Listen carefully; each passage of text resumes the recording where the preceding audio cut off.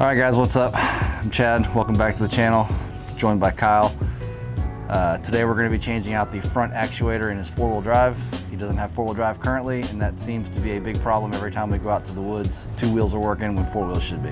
So we're going to get that fixed today, and we'll take you along with it, and we'll also talk about what we did last week. Last week we had to change out his U-joints in his drive shaft along with the carrier bearing. We didn't get to film it because it was a rush job and it needed to get done quickly, and we both had time off and we did it real quick and got it done. But Kyle, just take us through what we're going to do today real quick and what you may need to make this job happen for you. Yeah, we're just going to do the front four-wheel drive actuator. I cheaped out and bought a cheap one, and it bit me in the ass. So picked one up from Rock Auto. It's 4 bolts and a wiring harness and a little vacuum tube, so shouldn't be too hard. The worst part about it is just making sure it's sealed up so it doesn't leak. So you probably need a ratchet with a 12mm wrench and something to scrape the gasket off. I mean, it's pretty straightforward. Sweet. So the first one that you bought, you said you went cheap. Where'd you get it at? No, I got it on Amazon. Go figure, a $63 part. Didn't last very long. Yeah. So just for reference, how much was the second one? I think I bought the economy version because I am a cheap bastard. About $120, but the warranty is a lot better. Okay, so double the price, double the warranty. Yeah. Cool. All right, so what do you think timeline for this? Less than an hour. Less than an hour, sweet. Cool, well, we're gonna jump on that, and then as we go through, once probably towards the end, we'll talk about the drive shaft and stuff. And well, obviously we don't have anything to show you for it, but we'll tell you what we used and how we did it. All right, man, let's jump into this shit. Yeah. Yeah.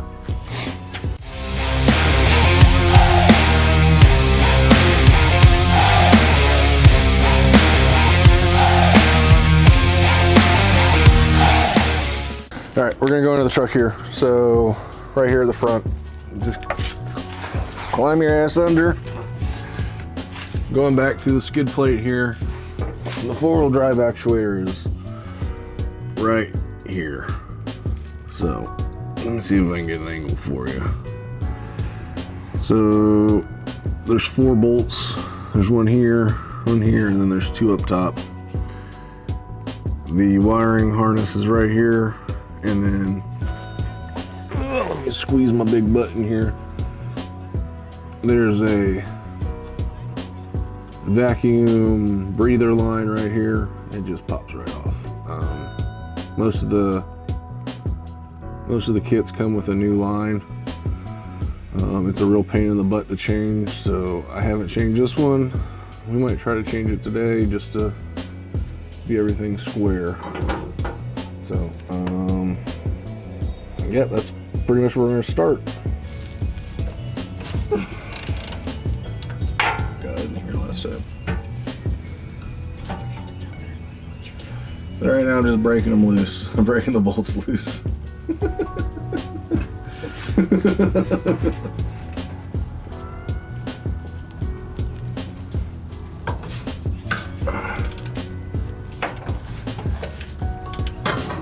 Give the people what they want.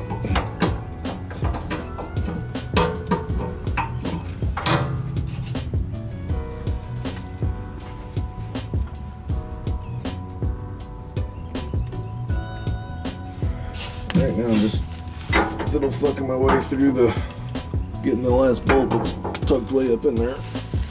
No good.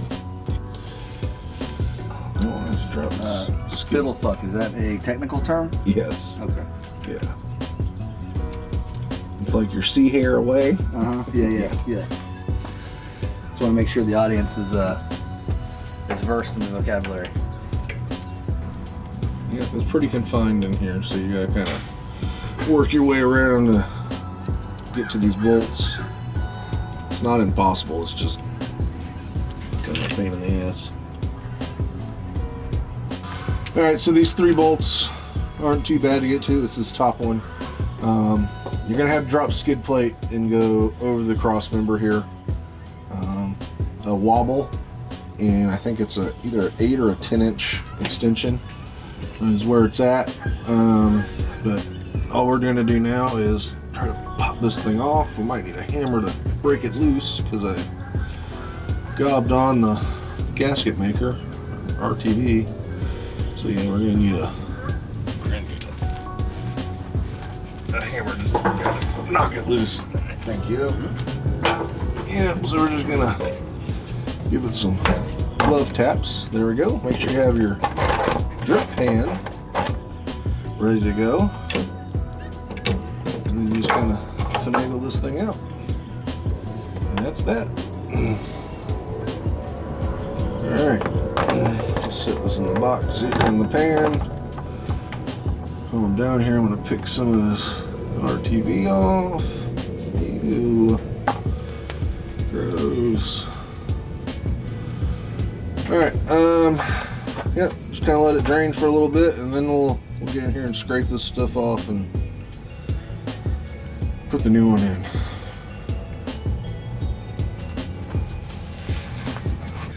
Okay, so this is what your actuator is going to look like coming out of the box. Just wrapped up in some corrosion-resistant paper. Anyway, it comes with a little bit of grease on this portion right here. This is what actually actuates your four-wheel drive. So inside the front diff, there's a ring that goes around, and there's grooves in it, and this is what snaps into it, and this is what actually pushes it in and out of being locked. All I've done is I just took a little brake cleaner and I'm cleaning up these mating surfaces because the grease they use can interfere with the gasket maker. So clean it up. The other part should be just about ready. We'll wipe it down, scrape it off, and then get this joker slapped in there. Alright, so we're just going to go in here and clean this up. I'm going to hit with a little brake cleaner and then scrape some of this gasket off. Just prepare the surface for the new actuator.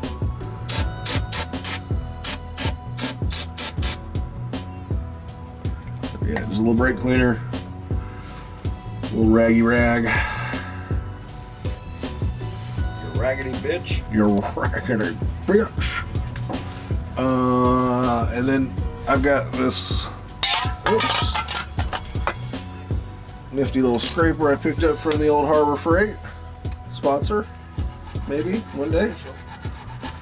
I'm just gonna scrape the other stuff off. Most of it came off, so.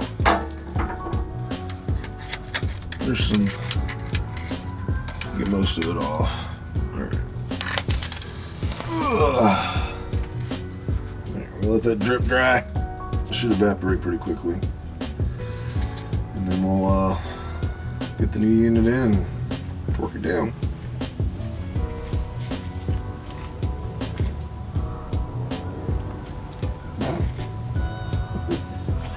My lovely assistant Chad handing me the new unit.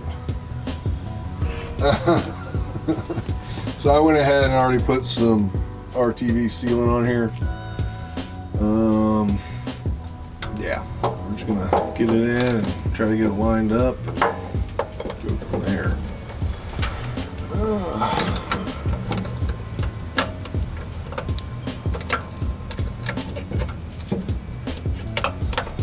Wrestle it a little bit. I think we're in there like swimwear. Maybe. Ah, there it goes. That felt correct. Get a little wipey wipe again. Throw these bolts back in. Now, the thing I struggled with last time I did this was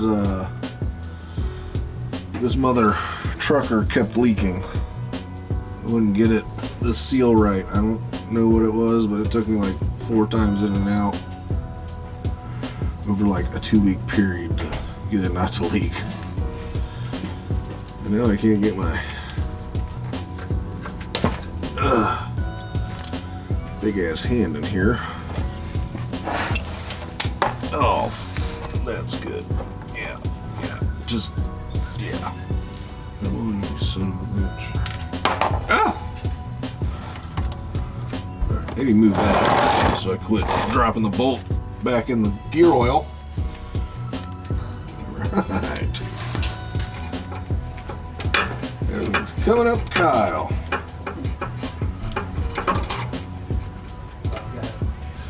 And all I do is hook up back the wire connection, and it just literally pops back in. And I'm going to take this breather tube and connect it.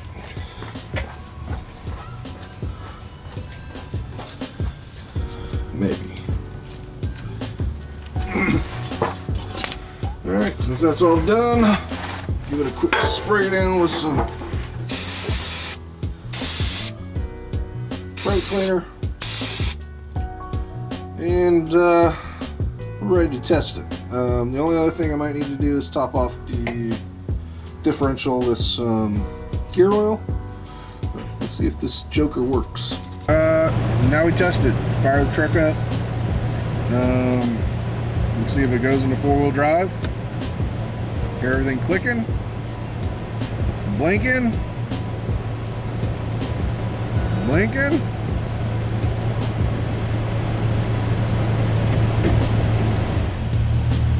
All right, it just went in.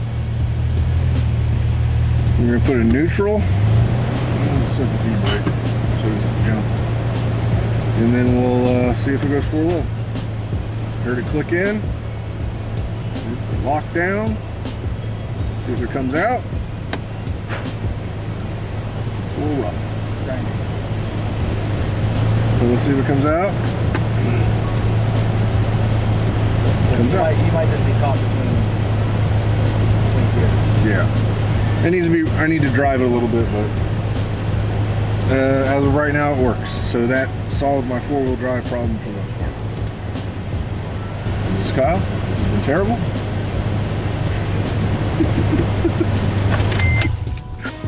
Alright, so job done. The new actuator's in. It's working. It's clicking into 4-wheel drive, which is going to be very beneficial. Yes. I'm going to go out riding. Before we run through that, let's talk about your U-joints we did last week. U-joints are scary. It's not nearly as bad as you would think. I learned a few things doing it, pulling the bolts out of the flanges that go into the yokes. You need a linear force to break them loose. There's a little bit of Loctite on there from the factory. All in all, it was not terrible. I had all the bolts pulled out before Chad showed up to give me a hand. You can do it yourself. A second set of hands help. Yeah, definitely. So when you say linear, you mean like not using an impact, right? Yeah, so just 1/2-inch drive, long ratchet. It breaks them free real quick. Nice. As far as getting it out, that's where you really need a second set of hands so you're not dragging this thing all over the ground. As soon as we got that out, there was a little bit of a learning curve using the ball joint press to push the U-joints out and not fucking up the caps. Yeah. Quick tip for you is make sure you go through and double check that you're taking out all the retainer clips. Because the ball joint press and a big impact gun, it will go through the clips. It's not pretty. Yeah. I mean, it wasn't terrible. It was just time consuming and like fiddly. Yeah. When you do your carrier bearing, not impossible, but make sure your marks are good when you pull that thing off, because if you're off even a tooth, you cannot bolt that thing back in. Yeah, so what he's talking about is the right in front of the carrier bearing, there's a yoke that hooks to the front part of the drive shaft, and you have to pull that yoke completely off to get the carrier bearing to come off. So when you pull it off, if you don't put it back exactly the way it was, when you go to put the drive shaft back in, the holes aren't going to line up from the rear drive shaft onto the rear axle, which he learned very quickly. So make sure you're using a real fine pin and getting those marks exact, because it is exact. If you're off one tooth, you're off, what, 1/4 of an inch? Yeah, so it amplifies very quickly. Yeah, and so he found out 3 times after pulling it out and taking it all apart again that those lines are very important. And we didn't have any time to film it, so we used our good friend K-Flow. He's got a real good video on how to do it. He pretty much used the same process we used, especially for the carrier bearing. We had already gotten the U-joints apart and redone, so we didn't have to watch that part of his video, but I'm pretty sure he used the same process we did. I mean, there's 2 ways to do it. You don't need a ball joint press. You can beat them in. Just rent it from AutoZone or whatever. It'll save you a bunch of time and hassle. Yeah, honestly, it's it's cheaper and more effective to just go on Amazon and buy a cheap one. That's what I did. I rented one for when I did my my helper spring in the old leaf pack, and then when I took it back, I went on Amazon and it was like 39 bucks for a set. So I just went ahead and bought it, and we've used it probably 5 times since then. So it's already paid for itself if it breaks. Yeah, I bought the expansion pack for it to do the ball joints, and yeah, it's paid for itself. Yeah, and we've put it through hell. We've made the threads on the main bolt very sharp. We've cut through those things quite a bit. Yeah. But yeah, I mean, overall it wasn't terrible. It took a lot longer than I thought it would. It was the putting the yoke back on is what really bit me in the ass. Yeah. So, but as far as today, 4 bolts, wiring connection, and a breather tube. Just make sure you get it in there. You're supposed to let the gasket material set up for a little bit before you tighten it down. As of right now, I've got no leaks. I'll keep an eye on it. But it wasn't bad. I lost about a half a quart of fluid doing it, so just make sure you top that off with some good gear oil. I like the Valvoline bags. Yeah, it makes it about 100 times easier. You're not messing with pumps or trying to angle a bottle in. Spend a little bit of extra money and save you some hassle. Yeah, by about the time you buy a pump and a big bottle to put it all in and make sure that the cap fits and all that crap, you'd be about the same price as you would just buying the bags. So I'm a big Mobil 1 fan, but I am not that brand loyal. I will switch over to the bags on the next time I do my front and rear diffs for sure. That's pretty Other than that, straightforward. So sweet. So what's next for old Tina? We're just trying to get it back in shape. Spent 2 weeks in the shop getting ABS fixed. That was yeah. That was a thing. Yeah. Thing that happened. It's just it's got 170,000 miles on it. Stuff's wearing out. Had to do belt and pulleys. Need to get the actuator fixed. The brakes are good now. I don't feel bad with the kids in the car. Next stop is I have blown rear shock. Rough country. It didn't even, I think it lasted a year and a half. So I ordered a set of Bilstein 5125s. Those should be in here soon, and we'll get those put in and should be ready to go for our citrus trip. Heck yeah, citrus is in March. So, but yeah, I Very appreciate excited the help, about it. buddy. Yeah, man, no problem. But yeah, you got any questions, hit us up in the comments. Chad will do his best. If not, he'll talk to me. Yeah. All right, guys, we will see you on the next one. Well, dummy shit. Yeah. Thank you for tuning in. We'll see you next time on the Duval Dummies.